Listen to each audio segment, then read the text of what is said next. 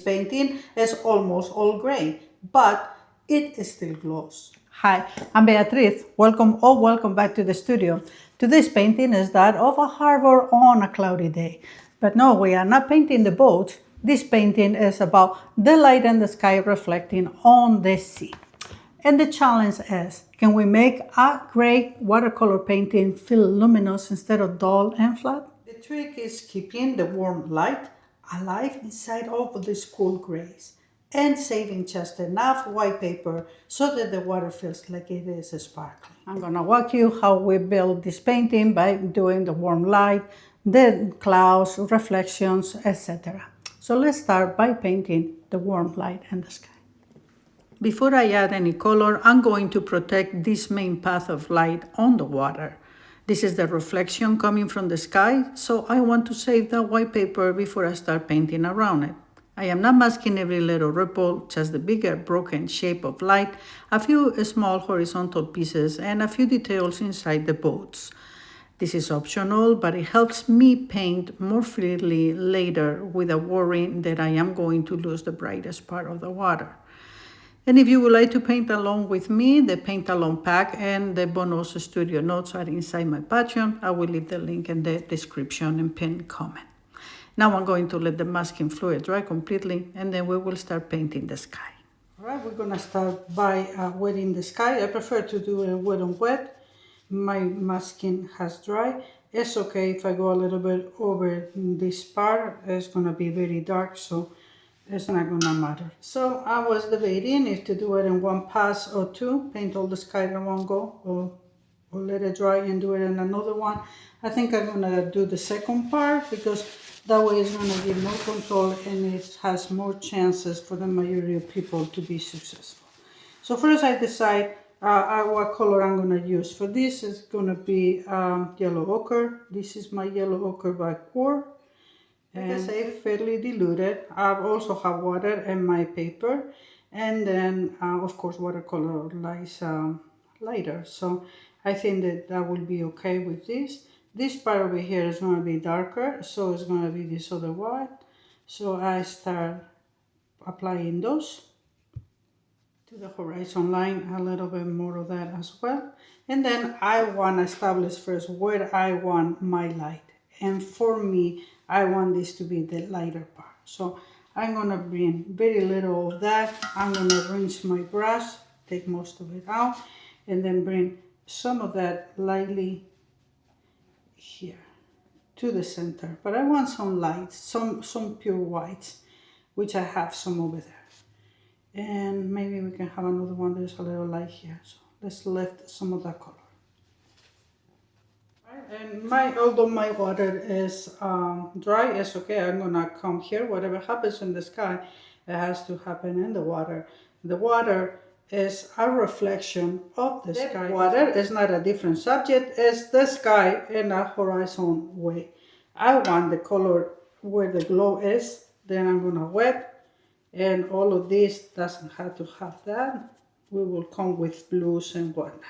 And now we need to let everything dry. At this point, it doesn't look like much, but this warm wash is doing a lot of work. This is the glow underneath the painting. Now I can bring the dark grays, but I had to be careful that I don't kill that light. I'm gonna make myself a gray for the clouds.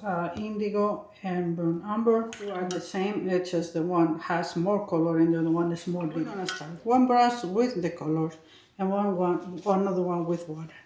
We want the clouds to frame the light. We don't want it to take it over. We don't want to get this painting to be just a gray painting. So I am applying my clouds. And I want some hard edges coming around here. Then, clean this up. Get some more. Write it down. And as I keep going down, I'm gonna go ahead and start wetting a little bit ahead of time so that this get more diluted. Okay. For this part over here, I wet a little bit in this bottom part. I want this to be a little bit warmer, so to my mix, I bring some burnt sienna.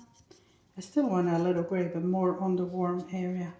And we can drop some of that, maybe even a little bit of the yellow ochre, wet. Not a whole lot of water, just as to give us a soft edge. Drop the color. You have to move fast so that the colors blend nicely, otherwise you may have hard edges. Okay? I don't want a hard edge here, so soft. I don't mind that one.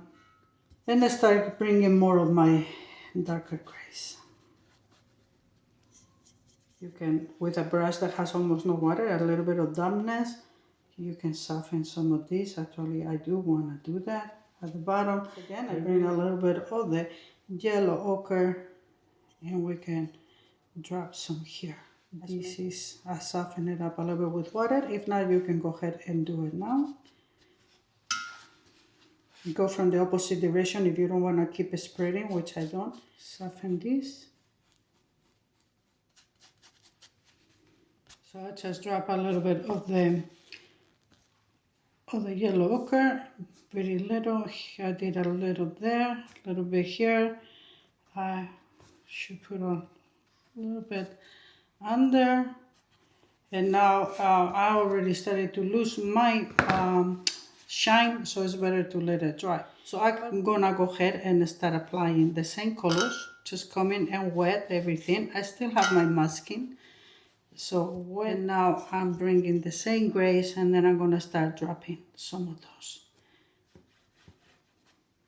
So with these colors, while this has lost a little bit of the shine, but it still is pretty wet, I'm gonna go ahead and drop the impressions of a few ripples, because I want these to blend. Which the ripples, by the way, bigger as it comes closer to us, and obviously they will get smaller and smaller as we go farther away. I'm gonna get this diluted a little bit more, just with the tip of my brush. Let's just drop a little bit. As I said, lighter and smaller as they are farther away. Same colors that I was having for the sky. The sky has dried good, and I understand that at this stage the painting looks a little strange because we have the atmosphere, but we don't have any dark shapes yet. So don't judge it too early. It's gonna come.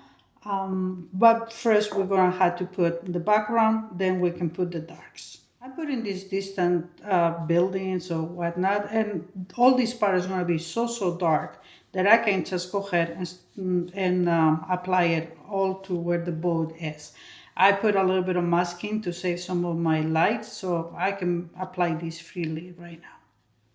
It's a little bit of light, the light is coming here, so I'm gonna wet only because I want the same color, but a little bit lighter. Not a whole lot of detail on these buildings, otherwise they're gonna be bringing them close, and we want it to stay far away. And then to look like this going farther over here, so I wet, I bring a little bit more on the blues. And as long as I have the tops, that it gives the impressions of buildings, the rest I just making a big blob of color. Okay, now pick some of that and bring it here, lighter. And now it comes the moment when it changes everything. Up till this time, everything is soft and atmospheric. But now when we paint the dark boats, watch how the light in the sky and the water feels much brighter. It's time to do the boat. These boats don't have a whole lot of detail. For once, this painting is about the light. And for another one, the light is behind, so everything is back left. Therefore, all of this is going to be very dark. Come with a little bit more of water, kind of like diluting this a little bit. Yeah, it's all a bunch of nonsensical things, but follow these little lines. And once we remove it, it will give us the impression of two boats. One over here and then this other one. For the rest, I'm just gonna make sure that I have this edge nice and sharp. As mentioned before, I do have a white line safe over there. And this is just all full with black. As I am not gonna make the bottom even because obviously there be some water coming, some waves. But the rest I just cover it with black. You just have a line, another line here. We will put the reflections in a little bit. A little line here so that that line doesn't get lost. Yeah, kind of framing the lighter part. I have another boat more in the distance. As mentioned before, this part seems to be farther away, but I am going to do the same thing. The color is identical, it's the same. It's just that the shape of this boat is a lot smaller.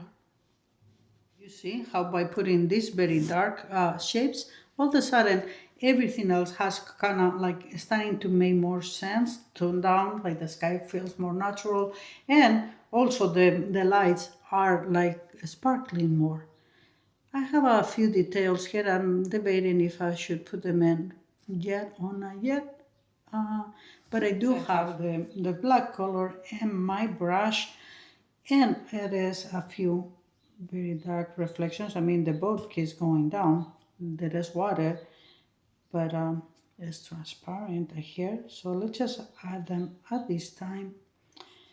Put a few coming out this way as well.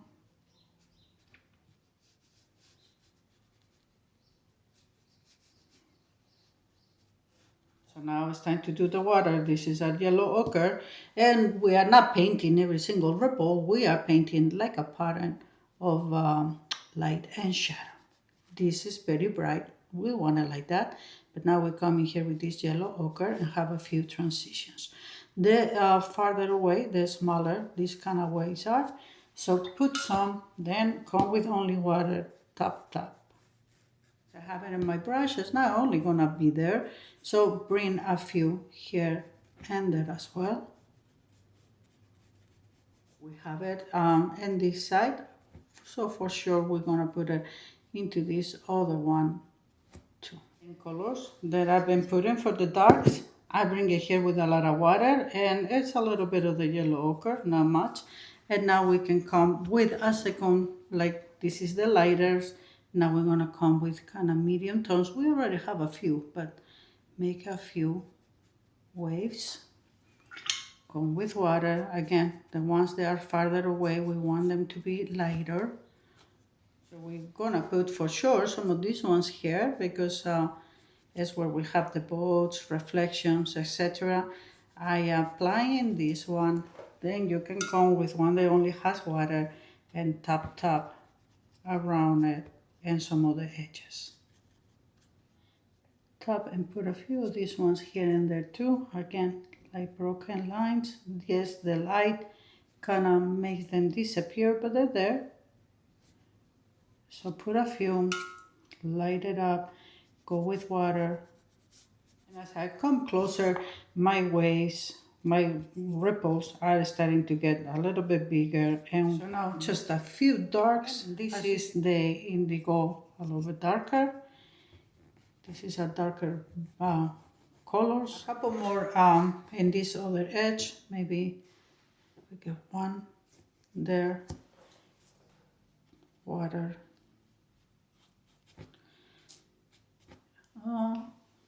Yeah, let's just put some darkers here closer to the boats. Now we go with the tip of our brush, breaking them out. It is important that these ripples feel broken because that's what makes the water believable. It's not as smooth. All right, some. I think this is going to be the last dark one that I'm going to bring. Let me see, maybe darken this. And now we're going to let all of this dry, and then we're going to come with the last details. Okay, at this point, I'm going to remove the little masking fluid that I still have. It's very little, so I can use, for that I can just come with my hand. And then just take these little things, which are here, but it's giving us the shape of these boats. Really loving the atmosphere of this painting. I think it's gorgeous. Let's just put the last finishing touches. So for example, I need to come with a very thin brush and all my dark black. I remove the white, but this is a broken line, so let's just make it straight. One, and then another one underneath. This one will be longer. A little bit of nonsensical things here that makes it look like a boat. Maybe another one that comes over there, comes down. So mainly we're just cleaning up some of these lines, made them a little bit straight, a little bit more clean. And these nonsensical things over here, like I said, play a role. Don't try to make it all pretty and whatnot. Just a tiny little detail, as if it is the front of the boat. Maybe we can put some of these. All right, and yes, we need to put some straight lines. Let me show you one way. These are very tiny, so we can go ahead and do it one longer than the other, and then the longest one. Finally, we're going to put this long post. Yes, they are part of the ship, but they are very important too, because for right now, our eyes obviously goes through the light, but we need to have something that breaks something that goes vertical. So very careful, come and do it like this. Now I'm gonna cross it over here, so it's gonna push those to the back. All right, so as mentioned before, these are important because it allows our eye to have something vertical, something to look up to. Let's just put something here and there. Again, we're giving impressions on these boats. It's all backlighted. Need to darken this a little. And come with a little bit of the blues over here. And now there will be a few ripples out of this one as well. Obviously not as dark as this color, just the lighter one. Let's just put one or two here. All right, so a couple darker ones here and there. I don't want to go too dark because I want that to be farther away, but a couple do need to be there because of the boat. So a little bit of blacks here and there, very light. So I'm very happy how this came. As you could see before, we added all these darks. Our sky almost looked like it was too dark, but because your darkest colors are gonna make the light feel brighter, it was necessary. And also, light comes by doing the light, yes, by putting the... I love how this finishing painting looks full of light because of the warm tones and the light that is reflected on the water. I hope you learned something with me. My Patreon, my Paint Along pack, of course, is inside Open Studio. I will link it below. I thank you for being here, and I will see you in the next video.